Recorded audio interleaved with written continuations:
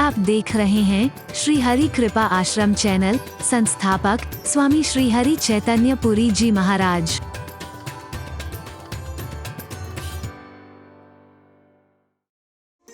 और उनका सत्कार न किया जाए तो कहीं लोगों को डर रहता है कि रुष्ट न हो जाएंगे। एक परमात्मा है, एक सद्गुरु है, उनकी सेवा न कर पाए तब भी, उनका ठीक से सत्कार न कर पाए तब भी, अज्ञानता के कारण माया के वशीभूत उन्हें हम भूलने की भी कोशिश करें तब भी उनकी करुणा, उनका प्यार, उनका वात्सल्य हमें लगातार मिलता है। ऐसा दुनिया में कोई नहीं मिलेगा। ये परमात्मा तक से भी कई बार विरोध करने तक की ठान लेते। देवराज इंद्र तक, देवताओं की तो छोड़िए, कृष्ण से मुकाबला करने की कोशिश कर रहा है। ये स्वार्थी हैं, इनके स्वार्थ में जहां बाधा पड़े तो ये, इसलिए देवताओं के लोग कहेंगे फिर पूजा क्यों करते हो देवताओं को?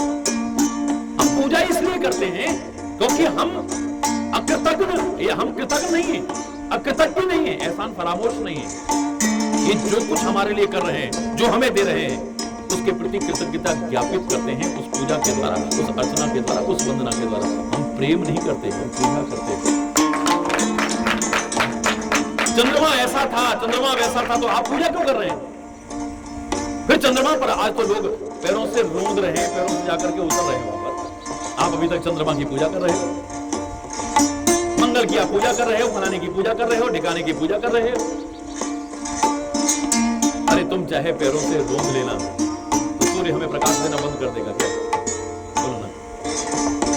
चंद्रमा जो हमें देता है वो देना बंद कर देगा क्या? वायु देवता हमारे जीवन को बचाने के लिए जो वायु चला रहे हैं उसे बंद कर देंगे क्या?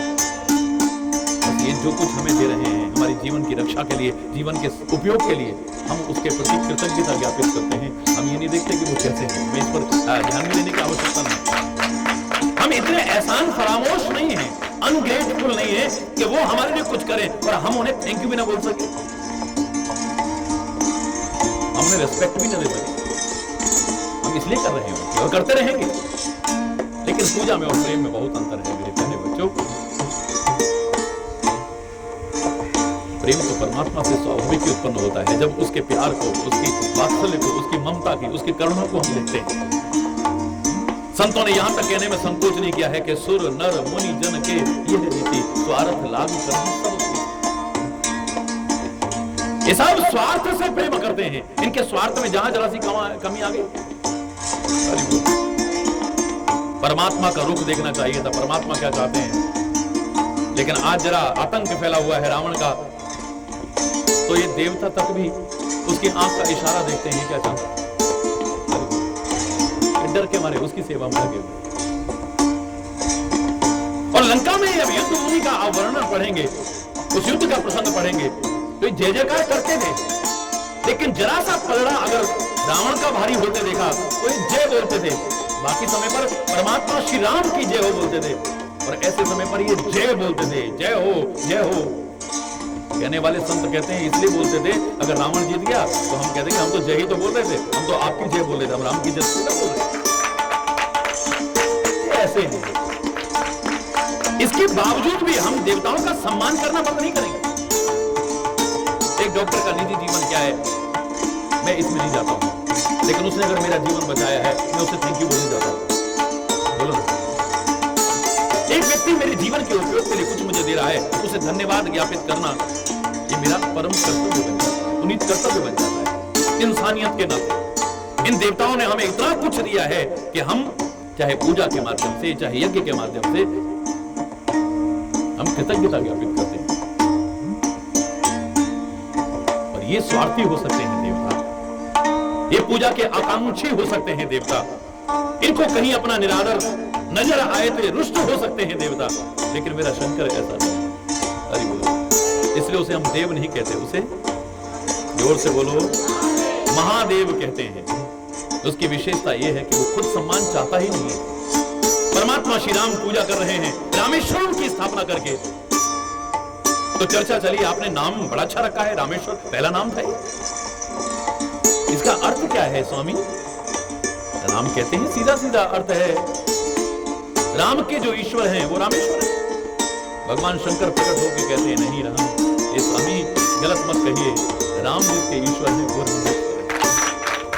वो कहते हैं शंकर जिसके ईश्वर हैं वो रामेश्वर है, और वो कहते हैं राम जिसके ईश्वर हैं,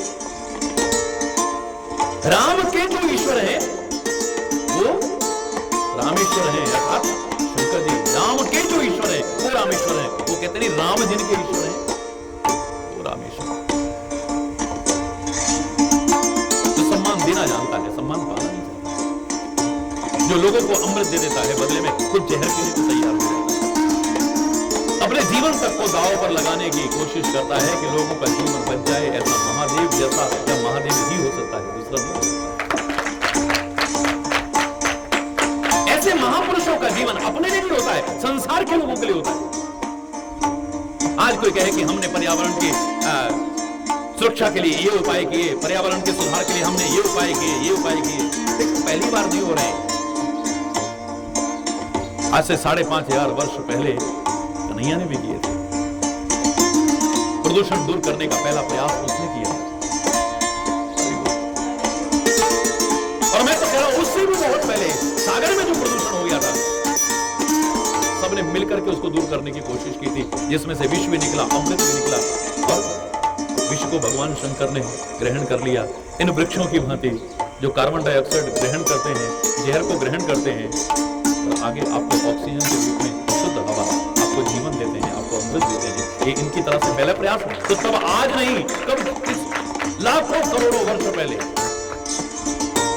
और 5,500 वर्ष पहले देखो। आज हमने गंगा का प्रदूषण दूर करने का अभियान चलाया, यमुना का प्रदूषण दूर करने का अभियान चलाया। पहली बार हमने प्रयास किया। ऐसी ऐसी बातें कई बार सुनता हूं, उनसे कहता हूं मेरे भाई इतिहास उठा करके देखो, ये काली नाग को नथना, इसका अर्थ लगाने की कोशिश तुमने की। प्रदूषित हो चुका था यमुना का जल। ये काली नाग क्या है, जहरीला नाग क्या है जो उस जल के अंदर बैठा हुआ था? ये प्रदूषण है, कोई ऑफर नहीं है। इसको कृष्ण ने तब दूर करने की कोशिश की, तुम आज करने की कोशिश कर रहे हो। परमात्मा श्री कृष्ण ने स्वयं प्रयास करके उस यमुना के अंदर घुस करके उस काली नाग को नथा, कंट्रोल किया। कंट्रोल करने का तात्पर्य क्या है? प्रदूषण को कंट्रोल किया, पानी को शुद्ध किया है, वहां से काली नाग को हटाया है, अर्थात प्रदूषण को हटाया है। इतने जागरूक थे, वृक्षों के साथ ऐसे पीठ लगा करके, और भगवान कृष्ण बांसुरी बजाते थे। क्या भाव था, लोग मुझसे प्यार करते हैं, इन वृक्षों से भी प्यार करेंगे। जिनके साथ लग करके मैं बांसुरी बजाता हूं, मेरी याद में कम से कम इन पेड़ों को तो काटने की कोशिश की। परमात्मा का सानिध्य इन वृक्षों को मिला है। इसके साथ एक कदम के वृक्ष हैं, ये फलाने वृक्ष हैं, ये बांसुरी बजाते हैं। यहां पर जब मैं ब्रज भूमि से जाऊंगा, लोगों को मेरी याद आएगा, एक एक दृश्य याद आएगा, एक एक स्थान पर हुई वो लीलाएं याद आएंगी। ये वहां वहां जाएंगे, ध्यान रखेंगे उनका। ये वही वृक्ष है जहां पर हमारा कन्हैया बैठ करके बांसुरी बजाया करता है। यही वही वृक्ष है जहां हमारी इज्जत बचाने के लिए, हमको एक अच्छा संदेश देने के लिए कि नग्न होकर के नहीं नहाना चाहिए। ब्रज भूमि में बंदर भी बहुत हैं, कभी कपड़े उठा के ले जाएं, शैतान राक्षस भी बहुत थे, कभी कपड़े उठा के ले जाएं, तो मेरे क्षेत्र की महिलाओं का अपमान होगा। नग्न कैसे जाएंगी करो? इतना सा बच्चा कोई गलत भावना से शैतानी नहीं कर रहा है, लेकिन अपने इलाके की नारी की इज्जत के लिए एक उनको संदेश दे रहा है कि तुम्हें नग्न होकर के कभी नहाने की कोशिश नहीं करनी चाहिए। ये वही वृक्ष है जिस पर वो वस्त्र रखे थे उन्होंने, और खुद ऊपर बैठ करके बांसुरी बजा रहे थे। तो हमारा कान्हा, वो हमारा कन्हुआ, वो हमारा कन्हैया यही तो बैठा था, यही पर्वत था जिसके ऊपर वो चला करता था, यही वृक्ष था जिसकी छाया में बैठ करके हमारे साथ बैठ करके भोजन किया करता था, यही जंगल था जहां हम लुका छिपी खेला करते थे। इसी कामवन की भूमि में लुक लुक कुंड भी है। वृक्ष हुआ करते थे, जंगल थे, 12 वन थे, काम वन पंचम वन है, उन 12 ब्रज के प्रमुख वन ही बन हुआ करते थे। आज हमने क्या किया? थोड़ा सा ऐसा बन जाए, इसके लिए बनकर साफ करने की कोशिश कर रहे हैं। क्या बनेंगे हम? कुछ नहीं बन पाएंगे। प्रकृति से खिलवाड़ करके हम ऐसा कर रहे हैं।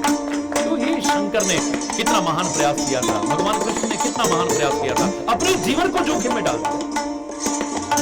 ब्रज में हाहाकार मच गया था। एक माध्यम बने हैं, गेंद का तो एक बहाना बनाया है, उसमें जाकर के गंगा यमुना को शुद्ध कर दिया है, पवित्र कर दिया है। उसमें जो जहर हो गया था, प्रदूषण रूपी जहर, उसको दूर करने की कोशिश की। पर्यावरण के संरक्षण पर भगवान श्री कृष्ण ने कितना महान एक चिंतन दिया है। कभी गहराई से इन लीलाओं को समझने की कोशिश की है। ये महापुरुष बड़े जागरूक थे, हमारे संत महापुरुष बहुत आज भी जागरूक हैं, जिन्हें सच्चे अर्थों में संत महापुरुष कहा जा सके। विरोध के पात्र भी बनते हैं, वो कई बार आलोचना के पात्र भी बनते हैं, लेकिन वो परवाह नहीं करते। समाज हित में निरंतर प्रयत्नशील रहते थे, रह रहे हैं और आगे भी रहते रहेंगे। जीवन तक का अपना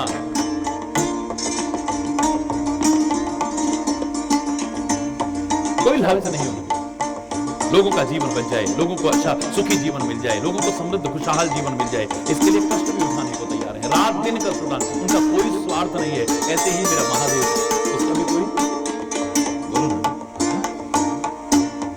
आज इन्हीं महापुरुषों के नाम पर हम लोगों को तोड़ रहे हैं, बांट रहे हैं। जिस धर्म ने हमें जीवन जीना सिखाना था, उसी धर्म के नाम पर आज लोगों को बांट रहे हैं, तोड़ रहे हैं। मेरे पास तो कुछ संत लोग आए थे, धर्म की चर्चा करने लगे, संप्रदायों की चर्चा बीच में आ गई, मतों की चर्चा बीच में आ गई। तो मैंने तो इतना ही उनसे कहा था, मैंने कहा अभी समय भी कम है, आप सबका सम्मान करता हूं मैं, बस दो पंक्ति अगर मुझसे सुनना चाहते हो, इस बारे में विचार विमर्श करना चाहते हो, तो वर्तमान दुर्दशा को देख करके जो धर्म के नाम पर हो रही है, इतना कह सकता हूं मैं। अब तो मजहब कोई ऐसा भी चलाया जाए, अब तो मजहब कोई ऐसा भी चलाया जाए, जिसमें इंसान को इंसान बनाया।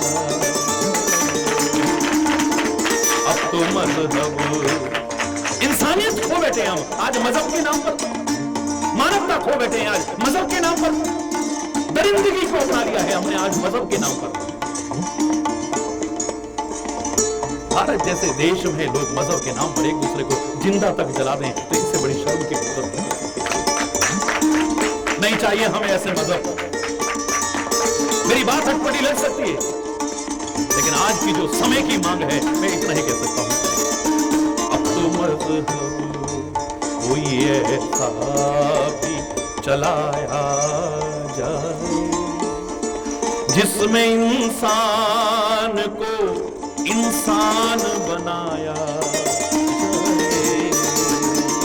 अब तो मजहब कोई ऐसा भी चलाया जाए, जिससे महक जाए पड़ोसी का भी घर, जिससे महक जाए पड़ोसी का भी घर। फूल इस बगिया में अब ऐसा खिलाया,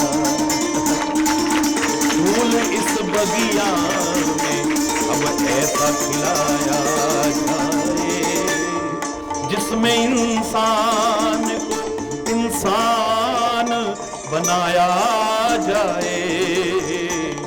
अब तो मजहब कोई ऐसा भी चलाया जाए।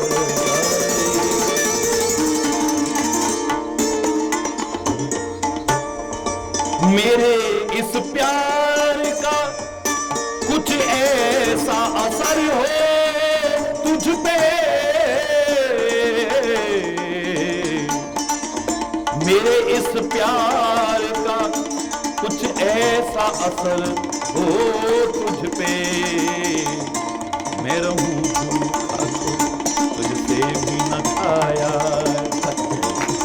मैं रहूं भूखा, ये प्यार हो हमारा तो तुझसे भी न आया जाए।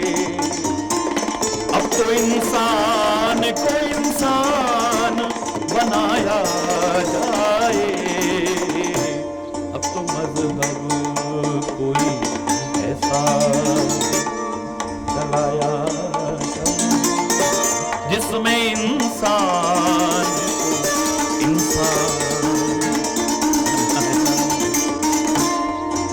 जिसमें इंसानियत सिखाई जाए, मानवता सिखाई जाए, राष्ट्रीयता सिखाई जाए। अब तो इस ऐसे मजहब की जरूरत है, एक ऐसे धर्म की जरूरत है, ऐसे संस्कारों की जरूरत है, एक ऐसे चिंतन की आवश्यकता है।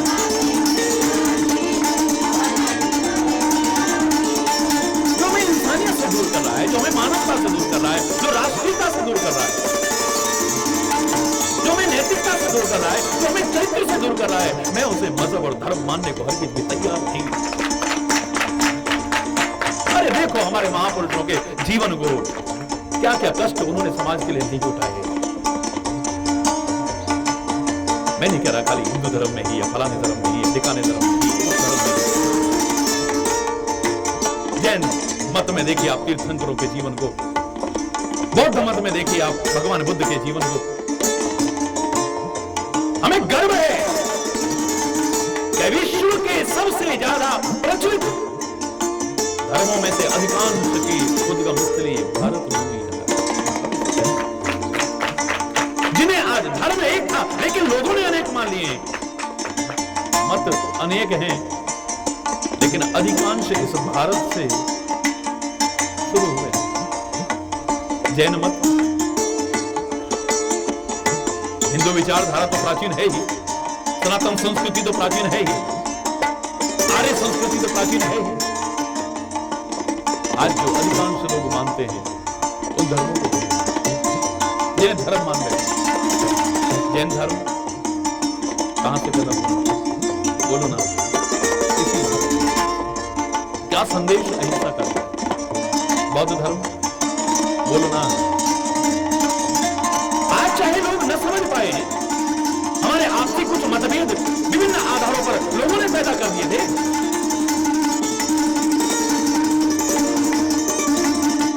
बौद्ध मत और हिंदू मत के बीच में कई प्रकार के विचारों में मतभेदों की स्थिति आ गई थी, लेकिन उस सब के बाद में मैं तो गर्व से कह सकता हूं कि बौद्ध धर्म की स्थापना भी इसी भारत की भूमि से, भगवान बुद्ध जैसा महापुरुष भी इसी भारत की भूमि से किया है। महावीर स्वामी इसी भारत की भूमि ने दिया है। अद्वैत सिद्धांत को चलाने वाले जगत गुरु आदि शंकराचार्य इसी भूमि ने दिए।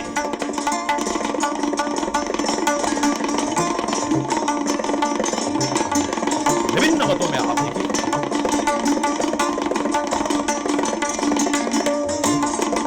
भारत की भूमि बहुत उपजाऊ भूमि रही है।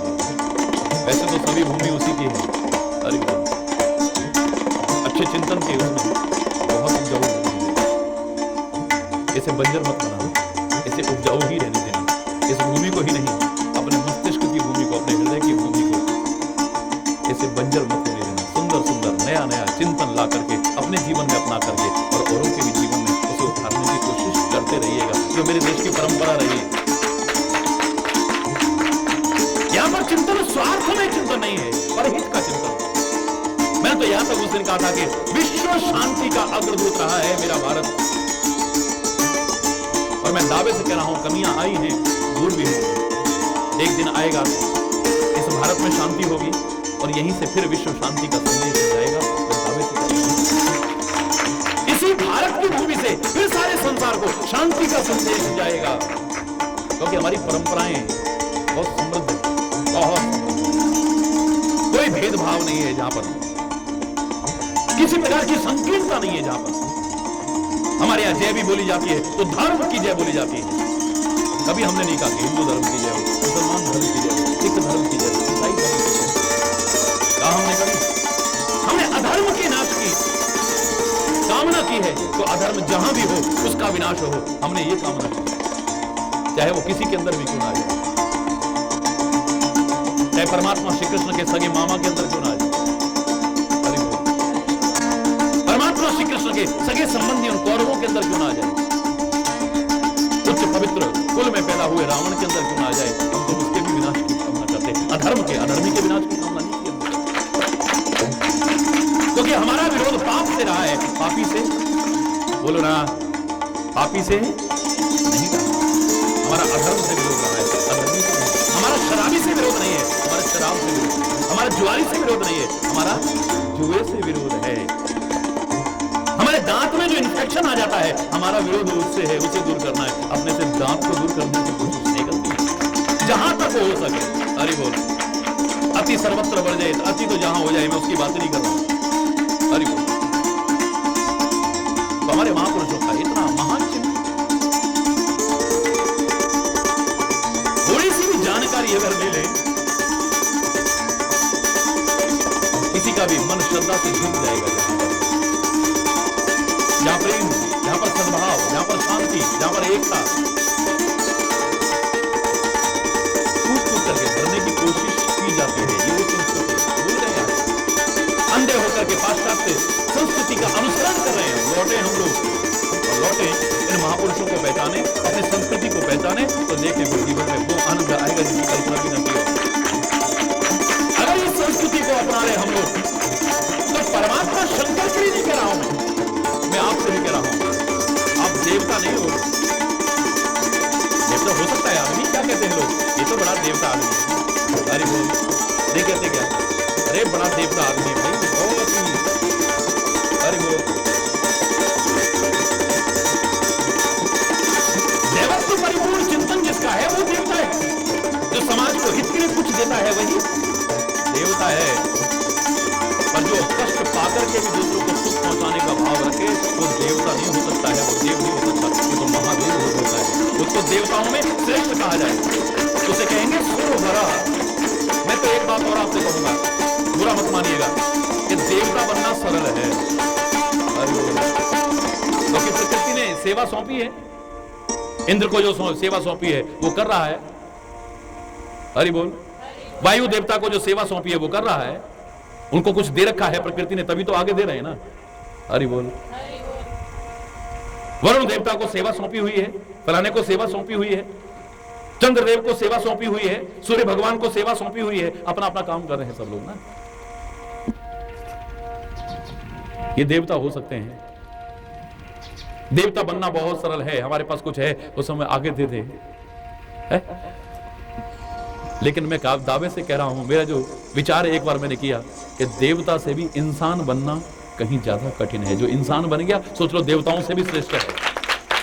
एक बार विचार किया मैंने कि आखिर क्यों कहते हैं कि देवता भी इस मानव शरीर के लिए तरसते हैं। क्यों भाई, क्यों तरसते हैं?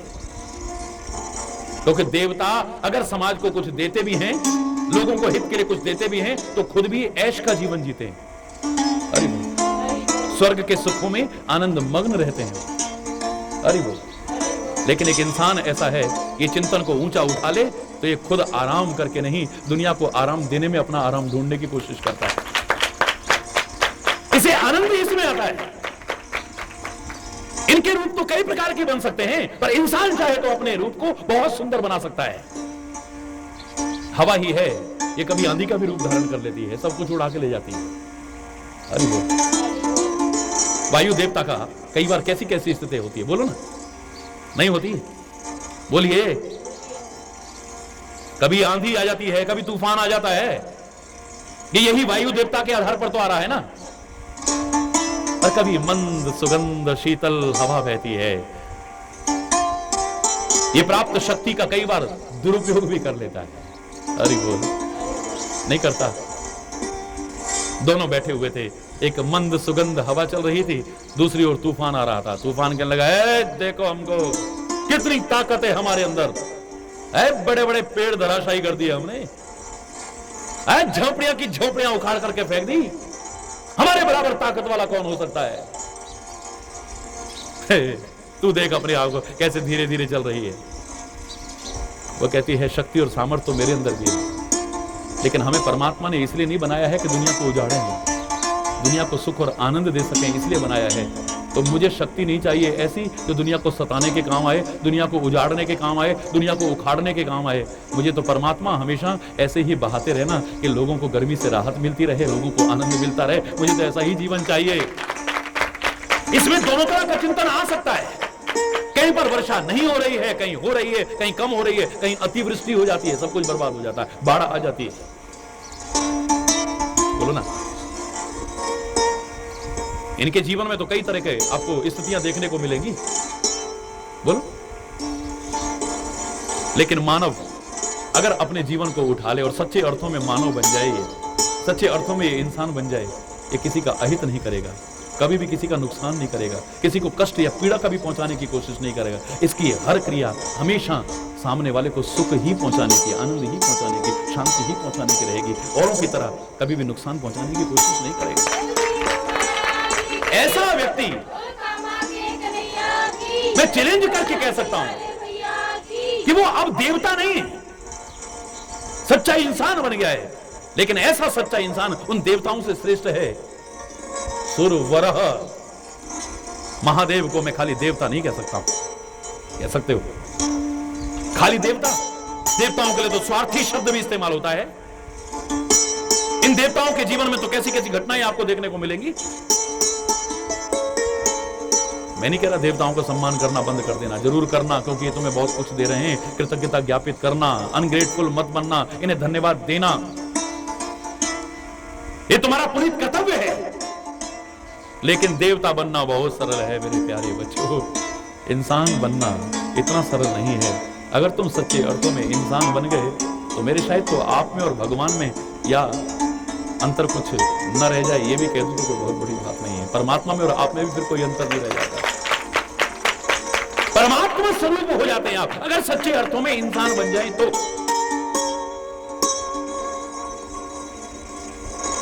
देवताओं से भी श्रेष्ठ हो जाते हैं अगर सच्चे अर्थों में इंसान बन जाए। कौन होता है इंसान बताइए? किसे कहते हैं इंसान? मानव का शरीर जिसे मिल गया है वही नहीं। बहुत से लोग तो ऐसे भी हैं जिन्हें कहते हैं मनुष्य रूप में ना मृगाश्चरंती, मनुष्य रूप में पशुतुल्य विचरण कर रहे हैं। उनके कर्म पशुओं जैसे हैं, उनके आचरण पशुओं जैसे हैं, उनकी प्रवृत्तियां पशुओं जैसी हैं। जिन्होंने अपनी मानवोचित पहचान को खो दिया है वो इंसान कहलाने लायक कहां हो सकते हैं? वो इंसान नहीं हो सकते हैं। खाली मानव का शरीर पाने से कोई इंसान हो जाए ऐसा हरगिज भी नहीं है। तभी तो मैंने एक बार कहा था कि अपनी पहचान को कभी खोने की कोशिश मत करना। हर एक की अपनी एक पहचान होती है। मानव की अपनी एक पहचान है, कीट मकोड़े की अपनी एक पहचान है, देवताओं की अपनी एक पहचान है, संत की अपनी एक पहचान है, शिक्षक की अपनी एक पहचान है, हर क्षेत्र की अपनी एक पहचान है, हर राष्ट्र की अपनी एक पहचान है, हर कीट मकोड़े की भी अपनी एक पहचान है, पशु पक्षियों की भी अपनी। जो जिस पहचान को खोता है फिर वो नहीं रहता है। कोयल कड़वा बोलने लगे, कौन मानेगा ये कोयल है? बोलो ना। उसकी पहचान तो मीठी वाणी है। अरे कोयल की पहचान तो मिठास भरी हुई वाणी है, कड़वी वाणी नहीं है। जिस दिन कोयल कड़वा बोलने लगी कौन मानेगा? सामने दिख रही है कोयल है, कोई स्वीकार नहीं करेगा ये कोयल हो सकती है।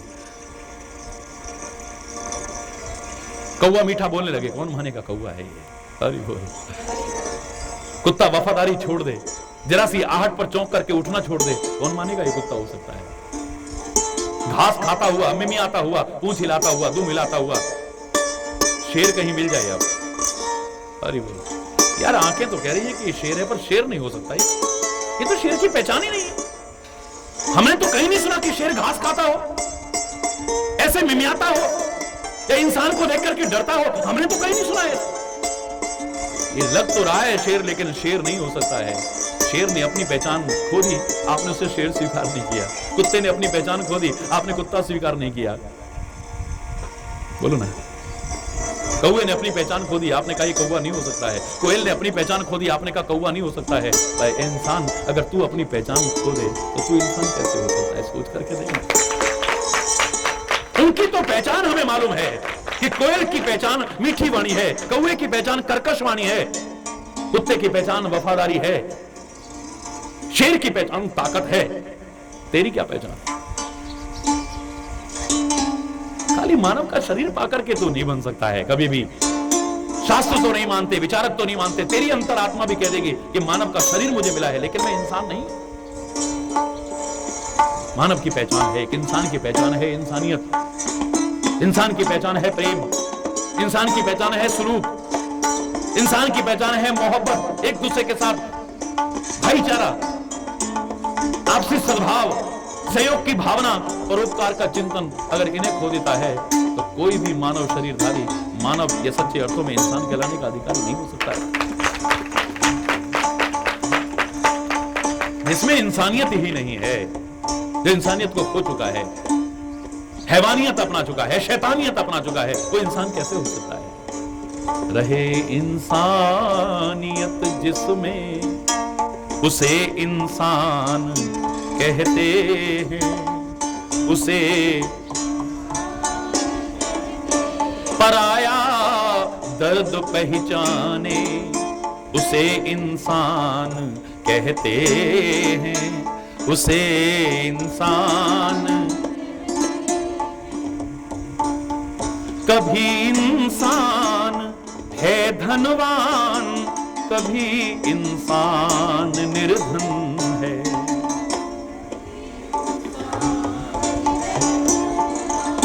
कभी इंसान निर्धन है, कभी सुख है, कभी दुख है, इसी का नाम जीवन है। कभी सुख है, कभी दुख है, इसी का नाम। किसी के काम जो आए कहते हैं, उसे इंसान कहते हैं। रहे इंसानियत जिसमें उसे इंसान कहते हैं, उसे इंसान। मैं पूरा भजन नहीं सुना रहा, पर हर कोई इंसान कहलाने का अधिकारी हो ये मानने को तैयार मैं नहीं हूं, और आप भी सोचेंगे तो आप भी मानने को तैयार नहीं। जो सच्चे अर्थों में इंसान बन गया है, मैं दावे से कह सकता हूं वो देवता तो क्या, वो देवताओं से भी श्रेष्ठ बन चुका है, परमात्मा के समकक्ष हो चुका है। इसको कहने में भी कोई अतिशयोक्ति नहीं है। देवता बनना सरल है, लेकिन इंसान बनना इतना सरल नहीं है। सच्चे अर्थों में इंसान जिसे कहते हैं, अगर तुम बन गए हो तो तुम देवताओं से भी श्रेष्ठ हो। तभी तो कहते हैं देवता भी तरसते हैं इस मानव का शरीर को पाने के लिए। सुर दुर्लभ सदग्रंथन गावा, देवताओं को भी दुर्लभ है ये मानव शरीर। क्या दुर्लभता है, क्या विशेषता है इसकी? ऐसी कौन सी विशेषता होगी कि हमारी संस्कृति कहती है कि परम सत्ता पर बैठा हुआ वो परम शक्तिमान परम पिता परमात्मा भी बार बार अवतार लेकर के मानव के रूप में इस धरा पर आने को तैयार होता है। आखिर इस मानव में क्या विशेषता है? क्या विशेषता है? बड़े बड़े महापुरुष मानव के शरीर में यहां आकर के अपने आप को धन्य मानते हैं।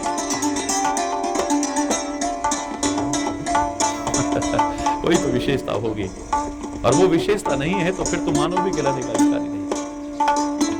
सचमुच ऐसा जीवन जैसा बताया है तो जीने लग जाए तो खाली शंकर जी की नहीं कह रहा हूं मैं, ऐसा है सुरवर देवताओं में भी श्रेष्ठ है, देवताओं में भी श्रेष्ठ है। सर्वाधिपः सर्वाधिपः और सबका ईश्वर है, सबसे महान है, सबसे ऊपर है। ऐसा जो ऐसा जीवन जीने की कोशिश करता है, जो परोपकार में जीवन नहीं जीता है, ऐसा जीवन नहीं जीता है, वो कितना भी ऊंचा, मैं उसे ऊंचा नहीं मानता। अरे वो, और मैं क्या, आप भी नहीं मानते हो। अब चाहे आप स्वार्थ की वजह से नहीं मानते हो या किसी वजह से, मैं नहीं कहता, लेकिन आप भी कह उठते हो बड़ा हुआ तो क्या, बोलो ना। जैसे पंथी को छाया नहीं फल लागे, ऐसे बड़े से भी क्या फायदा, जैसे बहुत ऊंचा वृक्ष बन गया है, उसके नीचे बैठ करके कोई छाया भी ना ले सके, उसके फल तक उसका हाथ भी ना पहुंचे, ऐसे पेड़ का भी कोई फायदा होगा बड़ा आपने देखा। हरि बोल।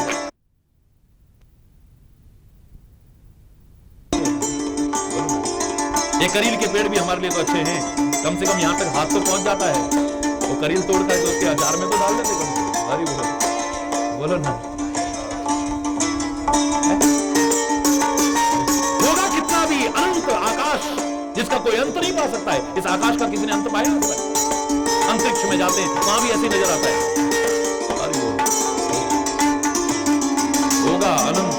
होगा विशाल आकाश, होगा बड़ा महान आकाश, होगा बड़ा सुंदर आकाश, नीला कभी गोरा चिट्टा होगा। और आप क्या कहते हो? हमारे लिए तो बादल की काली कलूटी छोटी सी टुकड़ी भी ज्यादा अच्छी है, जो नीचे आकर के हमें गर्मी से तपते लोगों को राहत दे जाती है, हमारी सूखती खेती को हरियाली दे जाती है। हमारे लिए तो वो ज्यादा श्रेष्ठ है।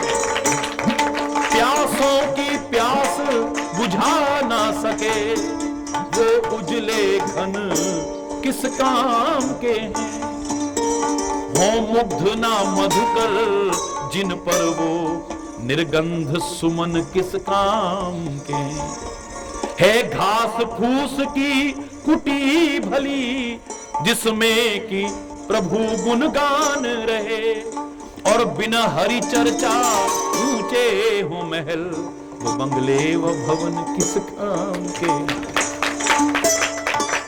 है। विदुर भक्त का वो साग भला बिना नमक का सूखा सूखा है। विदुर भक्त का साग भला मोहन यूं हंस करके बोले, और बिन श्रद्धा के तेरे मेवे दुर्योधन किस काम।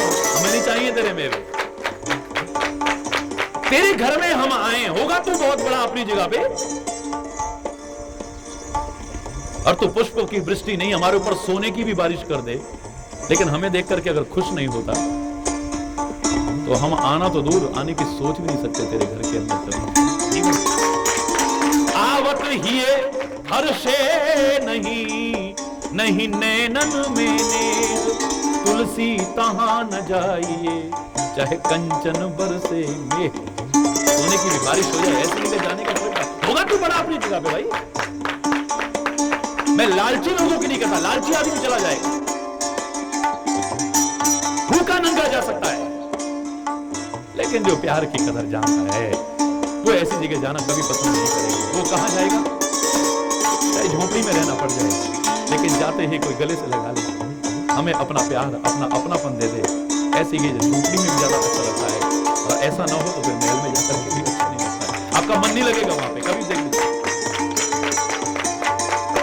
कितना भी आलीशान हो, प्रिय स्वतंत्रता के आंचल में अमृत समान है शुष्क चने, और दासता की श्रृंखला में जकड़े खटरस व्यंजन किस काम के। प्यासों की प्यास बुझा न सके उजले घन किस काम के। होगा बहुत बड़ा आकाश, बहुत अनंत आकाश, हमें ऐसे आकाश से क्या लेना। हमें तो वो अच्छा लगता है चाहे काला कलूटा हो, ना हो गोरा, ना हो नीला हो, ना हो सुंदर बहुत ज्यादा, ना हो बहुत बड़ा, छोटी सी बादल की टुकड़ी काली कलूटी, और वो हमें इसलिए अच्छी लगती है क्योंकि वो हमारे बीच आ जाती है, हमारे पास आ जाती है, वो नीचे झुक आती है। जिसके अंदर कुछ होता है वो झुकता है। पेड़ों का आपने सुना था, जिन शाखाओं पर फल होते हैं वो झुकते हैं, लेकिन ये उदाहरण भी समझ लेना, जिसमें जल नहीं होगा वो आकाश ऊंचा दिखाई देगा आपको, वो बादल ऊंचे दिखाई देंगे, और जिनमें जल भर जाता है, जिनके अंदर कुछ आ जाता है, वो नीचे झुकाते हैं, आपके पास आ जाते हैं, इतना नीचे आ जाते हैं कई बार आप अपने आप को उनके ऊपर महसूस करने लगते हैं।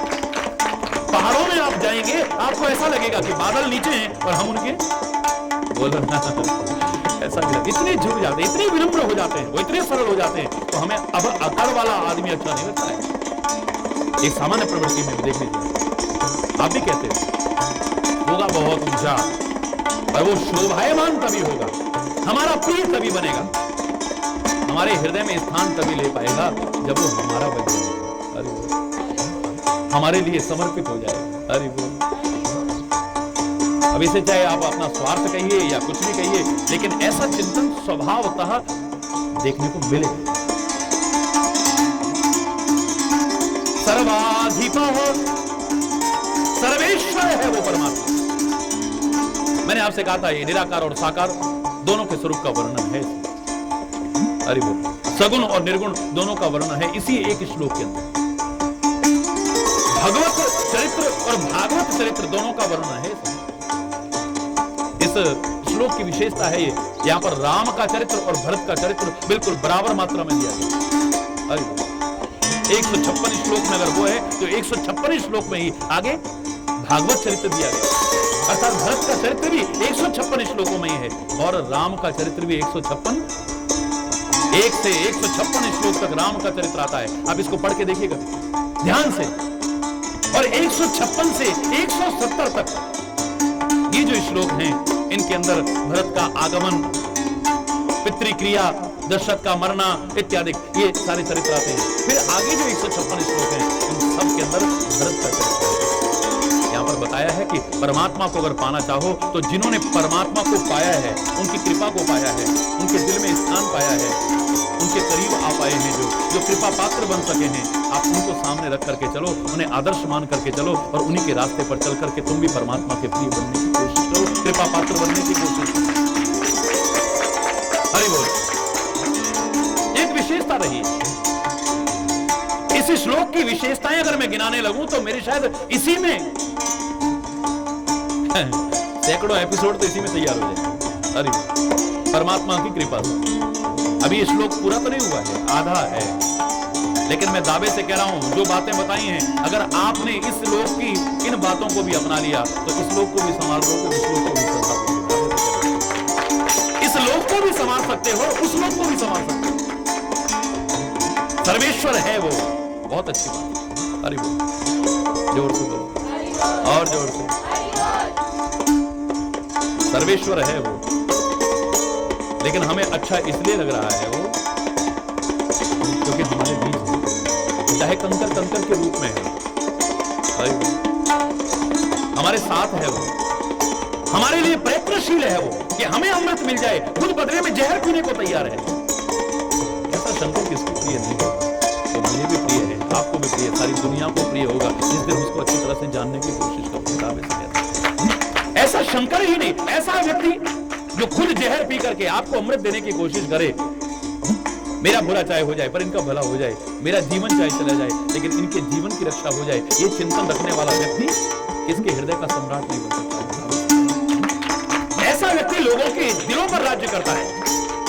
दूसरा कहीं का राजा वो हो या ना हो, रहता हो शमशान में बेशक, रहता हो कैलाश पर्वत पर, ना हो उसके पास राजसी वस्त्र, नंगा रहता हो जाए, ना हो हीरे जवाहरात के हार उसके पास में, आभूषण उसके पास में, खाली नरमुंडों की माला ही पहनता हो, ना हो उसके पास सुंदर मुकुट, खाली जटा का मुकुट बना करके रहता हो। लेकिन ऐसा व्यक्ति किसी राज्य सिंहासन पर चाहे ना बैठा हो, लेकिन लोगों के दिलों के सिंहासन पर जरूर बैठा।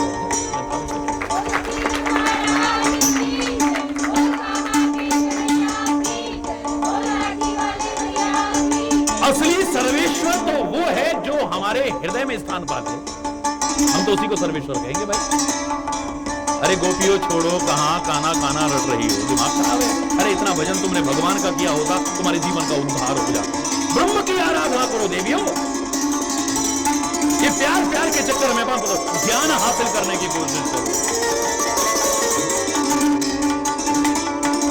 गोपियां कहती हैं संभालो ज्ञान की पोथी, न हाथों से निकल जाए कहीं विरहाग्नि में, ज्ञान की पोथी न जल जाए, तेरे ज्ञान की पोथी जल ना जाए, संभाल इसे तू। अरे तू क्या समझेगा प्यार क्या चीज होती है? तूने कभी प्यार किया है क्या? ऊधो पहले तुम राधा बन जाओ, तू ऐसा कर, पहले राधा बन जा, तू गोपी बन जा।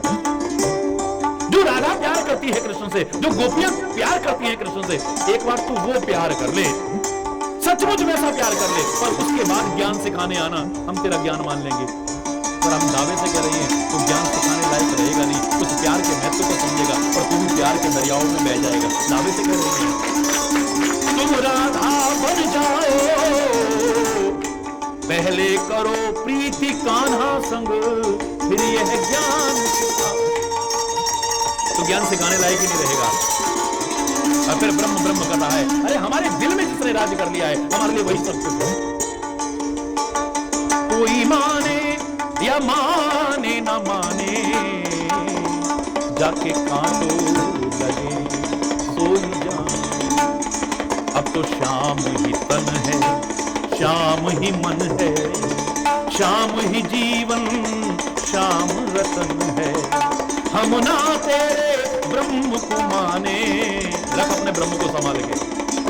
कूदो मन न भय 10-20, कोई मन हमारे 10-20 तो है नहीं। एक हो तो सोई गयो श्याम संग, अब को आराधे ईश। तेरे ईश्वर की आराधना कौन करे? मन 10-20 तो है नहीं, एक मन था।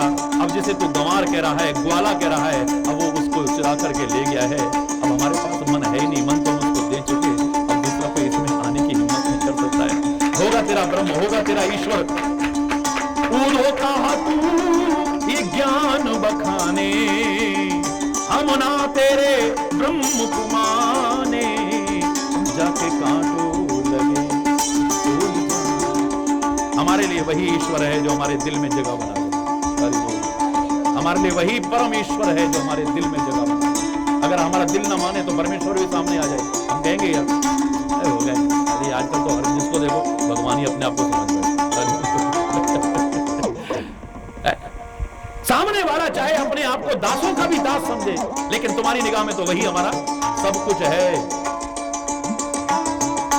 सामने वाला कभी नहीं कहेगा, अगर सच्चा महापुरुष है तो वो नहीं कहेगा मैं भगवान हूं, वो तो यही कहेगा मैं हूं परम पुरुष को दास, देखना आए हूं जगत तमाशा। जे मोह को परमेश्वर उच रही, अगर परमेश्वर भी कहोगे तो भी हरि बोल, हरि बोल। ये परम सत्य है कि हम सर्वेश्वर उसी को माने जिसे हमारा दिल स्वीकार कर रहा है। हमारे लिए वही सब कुछ है जिसे हमारा दिल स्वीकार कर रहा है, हमारा मन जिससे लगा है। सप्तऋषि आए हैं, अनेक प्रकार की बातें कहने लगे हैं पार्वती से। अरे वो तो जोगी है, वो तो नंगा है, वो तो उसका कोई कुल नहीं है, कोई ऐसा नहीं है, वो तो नंगा रहता है। इस प्रकार का उसका वेश है भयानक। तो किसको पाना चाहती है? विष्णु बहुत सुंदर है। बोले होगा, बोले इतना सुंदर छोड़ करके फिर भी तो शंकर को ही क्यों पाना चाहती है? बोले जेहि कर मन रम जाहि सन, तेहि सन काम। यहां तो सीधी सी बात है, जिसका मन जिससे रम गया उसके लिए तो वही सब कुछ है। होगा तुम्हारे लिए बहुत सुंदर, तुम्हारे लिए सुंदर होगा, लोगों के लिए अमृत बहुत बड़ी चीज होगी, लेकिन चातक के लिए हरि बोल, उसे तो पपीहे के लिए स्वाति नक्षत्र की बूंद ही सबसे श्रेष्ठ है। ऊपर से ओले भी गिरे तो उसका प्यार उसके प्रति घटेगा नहीं।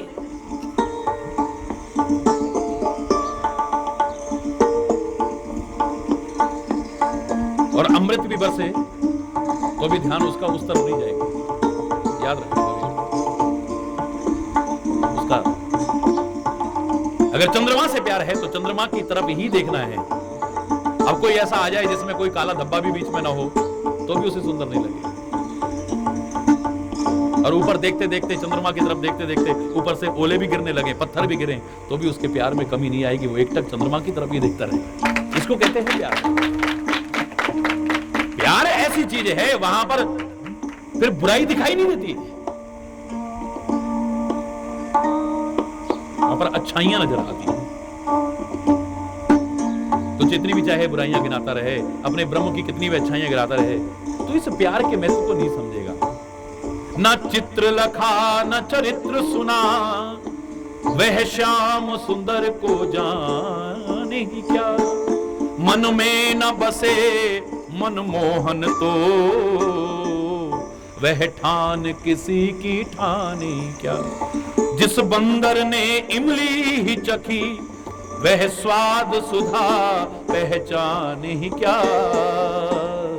जिसने कभी प्रेम किया ही नहीं, वह प्रेम की आहों को जाने।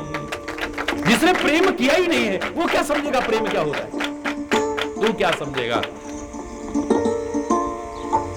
तो गोपियां कहती है कि उदो मन न भेद, एक है उसकी तरफ चला गया, उससे जो अपनत्व मिल रहा है। और फिर तू एक बात बता, तू निर्गुण ब्रह्म की बात कर रहा है, हमें तो कभी दिखा ही नहीं।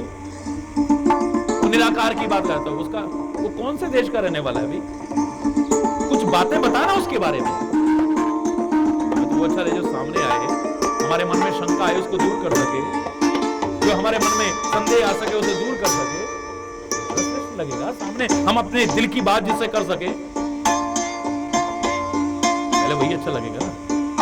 बोलो, हम दुखी मानव जिसके आगे अपना दुखड़ा रोज रखें, अबे तो वही अच्छा लगेगा ना। होगा परमात्मा निर्गुण भी है, निराकार भी है, वो साकार भी है, वही साकार बन के आता है। निर्गुण निराकार में और सगुण साकार में कोई अंतर नहीं है। लेकिन हृदय का सम्राट कौन बन पाता है? बोलो ना। जिससे हमारा दिल, और इसे हमारा दिल मान रहा है, जिसने अपना जीवन समर्पित कर दिया है हमारे लिए, जो जहर पी करके भी हमारी जान तक बचाने की कोशिश कर रहा है, कष्ट उठा करके भी हमें सुख पहुंचाने की कोशिश कर रहा है, सारी दुनिया को सुख सुविधाएं दे करके भी खुद शमशान में रहने को तैयार है, सबको तन ढक करके खुद नंगा तक रहने को तैयार है। ऐसा व्यक्ति दिलों का राजा क्यों नहीं होगा? वो दिलों पर राज्य करता है, और हमारे लिए तो वही सर्वेश्वर है, वही हमारे लिए सब कुछ है। सर्वाधिपः, सर्वाधिपः, सर्वाधिपः माने सबसे ऊपर, सर्वेश्वर है, सबका ईश्वर हमारे लिए वही सर्वश्रेष्ठ है, सबसे ऊपर है, क्योंकि वो हमारे दिल में राज्य करता है। और ये शंकर की ही बात नहीं है, ये राम की ही बात नहीं है, ये कृष्ण की ही बात नहीं है, ये शंकराचार्य की ही बात नहीं है, ये गुरु नानक गुरु गोविंद सिंह की बात नहीं है, ये महावीर स्वामी महात्मा बुद्ध की बात नहीं है। ऐसा जीवन जो भी जिएगा लोग उसे सर्वेश्वर ही मानेंगे, क्योंकि वो लोगों के दिलों पर राज्य करता है, उनके लिए वही सब कुछ हो जाता है।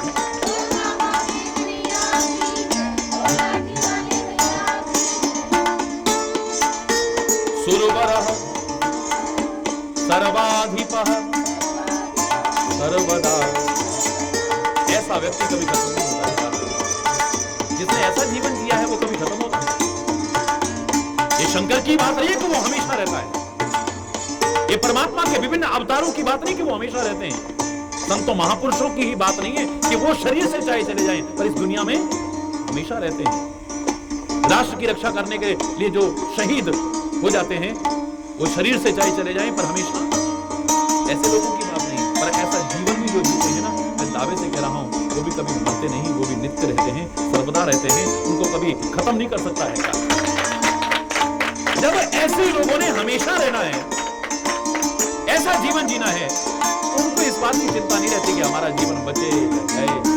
वो क्या कहते हैं, हमारे महाराज जी करोड़ों साल जिए, जीवन अच्छा रहे, करोड़ों अरबों साल जिए, और जो जीवन अपने पर, समाज पर, परिवार पर भार बन जाए, पृथ्वी पर भार बन जाए, जो दूसरों को सताने के काम आए, किसी का भला ना कर सके, ऐसा जीवन तो चंद दिन का भी अच्छा नहीं लगता है, कम से कम हरि चैतन्य को तो नहीं लगता। ऐसा जीवन जो लोगों के काम आ सके, लोगों के समर्पित हो, जो जीवन जो लोगों के कष्ट और पीड़ाओं का निवारण करने के काम आ सके, और हित में लगा स्वार्थ में चिंतन से रहित जो जीवन, मानवता राष्ट्रीयता से परिपूर्ण जो जीवन, बात रही स्वामी हरिचंद्र की, बात रही संत और महापुरुषों की, ये जन्म और मृत्यु के चक्कर में हरि बोल वो हमेशा थे, हमेशा हैं, और दावे से कह रहा हूं हमारे अंग संग रहते हैं, तब भी थे और आज भी रहते हैं। आप उन संतों को क्या सोचते हो, चले गए दुनिया? अगर ऐसा होता तो संसार का प्राणी कहता है मेरी मुक्ति हो जाए, लेकिन वो कहता है नहीं, मैं तो फिर आऊंगा, अब मैं संग रहूंगा, आऊंगा तो तब जब जाऊंगा तो मैं तुम्हारे साथ रहूंगा, मेरे उपदेश तुम्हारे साथ रहेंगे, मेरे शब्द तुम्हारे साथ रहेंगे, मेरी शिक्षाएं तुम्हारे साथ रहेंगी, मेरी प्रेरणाएं तुम्हारे साथ रहेंगी। ये तो रंगमंच पर है, कभी मेरे को कुछ बना करके भेज दिया है, कभी मेरे को कुछ बना करके भेज दिया है, कभी कुछ बना करके भेज दिया है, आपको कभी कुछ बना करके भेज दिया है, कभी कुछ बना करके भेज दिया, कभी कुछ बना, सबको कभी कुछ बना करके भेज दिया है, कभी कुछ बना, सब अपना अपना अभिनय कर रहे हैं। मजा इसमें है कि अभिनय अच्छी तरह से करना, कुशलता पूर्वक करना, तब तो तुम्हारा जीवन अच्छा बनेगा, वरना अगर इसे ठीक से न करोगे, तुम्हें मानव बनाया है तो मानव बन करके दिखाओ। एक व्यक्ति बड़ा शांत स्वभाव का है, बड़े सरल स्वभाव का है, बड़े सुशील स्वभाव का है, तो उसे अभिनय करने को कह दिया जाए रावण, और वहां पर ही करता रहे, अच्छा लगेगा? बोलो ना, जो आयोजन करा रहा है वो खुश होगा उसे देख कर, उससे कहा जाए जरा हंस तो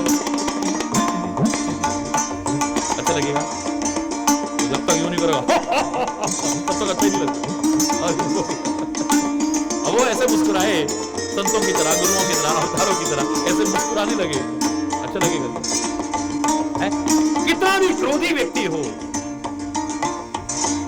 कितना भी गलत स्वभाव वाला व्यक्ति हो, और उसे मंच पर नाम बना करके खड़ा कर दिया जाए और उसकी आंखों से अगर प्यार न टपके, उसकी आंखों से करुणा न टपके, उसकी आंखों से सद्भाव न टपके,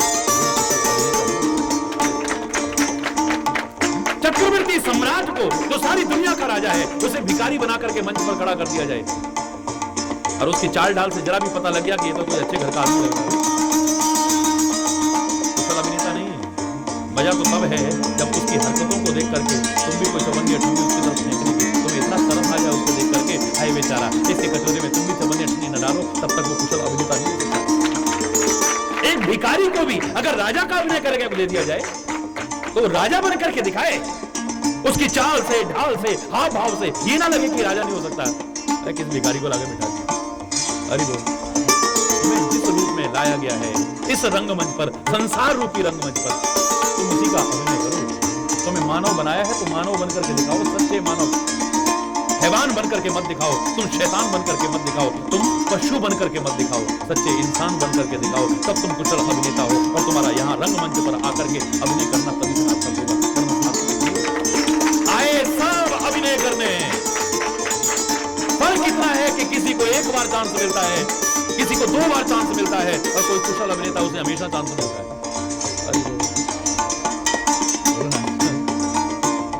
उसे हमेशा चांस मिलता है। और जो बहुत कुशल हो उसे ये नहीं कहते कि उसकी एक ही छवि बन गई है, अब ये पिताजी बनेंगे, वो कभी बेटा भी बन के आ जाता है, कभी पिताजी भी बन के आ जाता है, कभी कुछ बन के आ जाता है, वो औरत भी बन के आ जाता है, आदमी होते हुए, और औरत भी आदमी बन करके भी आ जाती है। अरे वो अपनी चाल डाल से पता ही नहीं लगने देगा कि आदमी की औरत है। कुशल अभिनेता उसको कहेंगे, वो हर रोल में फिट है। बोलो ना, ऐसे व्यक्ति को बार बार अभिनय करने के लिए इस संसार में आना पड़ता है। और विशेषता यह है कि संत महापुरुष बार बार आते हैं पर वो खाली नाटक नहीं करते हैं। उनका प्रयास जब जब भी वो आए हैं, चाहे किसी रूप में आए हों, किसी वेश में आए हों, किसी देश में आए हों, बस उनका प्रयास ही रहता है, हमें चाहे कष्ट मिल जाए और दुनिया को सुख मिल जाए, हमारा चाहे बुरा हो जाए लेकिन दुनिया का भला हो जाए। जो बुरा हमारे प्रति करते हैं, जो हमारा बुरा चाहते हैं, उनका भी भला करने का भाव हमेशा उनके हृदय में रहता है, इसलिए वो हृदय के सम्राट बन जाते हैं, उन्हीं को सर्वेश्वर कहा जाता है। सुरवरः सुरवरः, ऐसा व्यक्ति देवता नहीं, ऐसा जीवन जी करके देवताओं से भी श्रेष्ठ हो जाता है। सर्वाधिपः, वो सर्वेश्वर हो जाता है, हृदय सम्राट बन जाता है। हरि बोल। सर्वाधिपः और सर्वदा, वो कभी खत्म नहीं होता है, वो हमेशा रहता है दुनिया। अच्छाई से लोग उसे याद करते रहते हैं। लोग कह देते हैं कुछ ऐसा करके जाना दुनिया तुम्हें हमेशा याद करे, लेकिन मैं कहता हूं ऐसा करके मत जाना जो दुनिया हमेशा याद करे, ऐसा करके जाना जो दुनिया अच्छाई से हमेशा याद करे। हमेशा याद करे ये मत कहते, क्योंकि याद तो रावण को भी किया जाता है। बोलो, जब जब राम को याद किया जाएगा क्या रावण को याद नहीं किया जाएगा? बोलो ना, हमेशा याद किया जाएगा। जब जब कृष्ण को याद किया जाएगा क्या कंस को? जब जब दुर्गा का ध्यान आएगा क्या महिषासुर का नाम नहीं आएगा? बोलो ना, इनका नाम रह ही नहीं सकता। मधुकेटव का नाम रह ही नहीं सकता है, खरदूषण का नाम रह ही नहीं सकता है, पूतना का नाम रह ही नहीं सकता है, ताड़ का नाम। रामचरित्र अधूरा है इन सब के बिना। तो याद तो इनको भी किया जाता है, याद उनको भी किया जाता है, लेकिन ऐसा जीवन मत जीना जिससे तुम्हें बुराई से याद किया जाए। ऐसा जीवन जी करके जाना, याद तो तुम्हें हमेशा करें पर अच्छाई से लोग याद करें, कभी नफरत से याद न करें। कब के मर गए, कब के खप गए और आज तक तुम्हारे पुतले जलाए जाएं, ऐसा काम है रावण के जैसे लोगों। आज तक तुम्हारे पुतले जलाए जाएं और जब तक ये दुनिया रही है, हालांकि दुनिया से मैं कहता हूं खाली उनके पुतले मत जलाओ।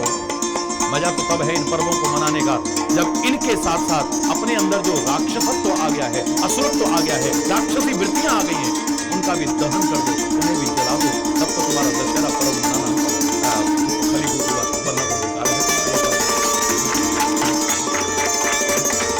लेकिन ऐसा जीवन मत जिए कि दुनिया हमेशा नफरत करती रहे। जब तक दुनिया रहे आप रहेंगे, लेकिन खाली ना रहें, अच्छाई से रहें।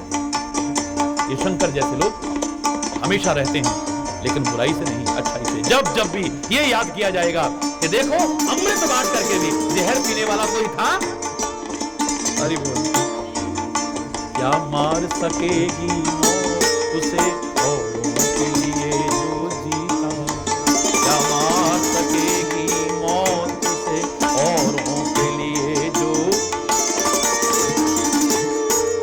मिलता है जहां का प्यार उसे औरों के जो आंसू पीता, मिलता है जहां का प्यार उसे औरों के जो आंसू।